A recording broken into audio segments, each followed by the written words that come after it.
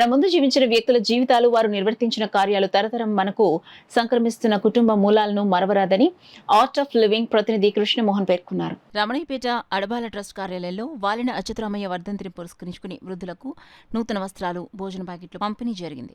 ఈ సందర్భంగా ఆయన మాట్లాడుతూ గతించిన పెద్దలను మరవకుండా వారి కుటుంబ సభ్యులు ఇటువంటి సేవా కార్యక్రమాలు నిర్వహించడం వల్ల పెద్దల ఆత్మలు సంతృప్తి చెందుతాయన్నారు. కార్యక్రమంలో అడబాల రత్నప్రసాద్, నిమ్మకాల వెంకటేశ్వరరావు, బుద్ధరాజు సత్యనారాయణరాజు, ఎస్ శ్రీ నగేష్ ప్రసాద్ నాయుడు, ఆర్తిమూర్తులు, పేరయ్య కాపు, పార్థసారథి తదితరులు పాల్గొన్నారు.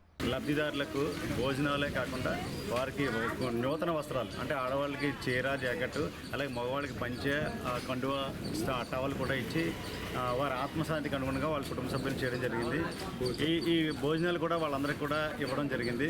మనం అందరం తెలుసుకున్న విషయం ఏంటంటే ఇలాంటి సేవా కార్యక్రమాలు విరివిరిగా చేయాలి. అడబాల ట్రస్ట్ ఆధ్వర్యంలో సేవా కార్యక్రమాల పరంపరలో భాగంగా ఈరోజు ఈ కార్యక్రమం జరిగింది.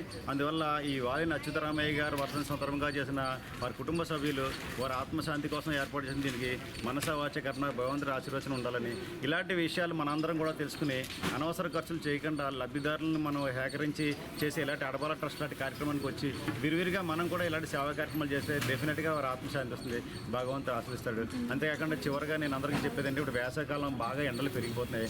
ప్లాస్టిక్ వాడకం వల్ల ఈ తాపం పెరిగిపోతుంది అనే విషయం మనందరికీ తెలుసుకోవాలి. విరివిరిగా గవర్నమెంట్ నిర్దేశించిన ప్లాస్టిక్ బాటిల్ని మాత్రమే వాడండి. అందరూ ఆరోగ్యంగా ఆనందంగా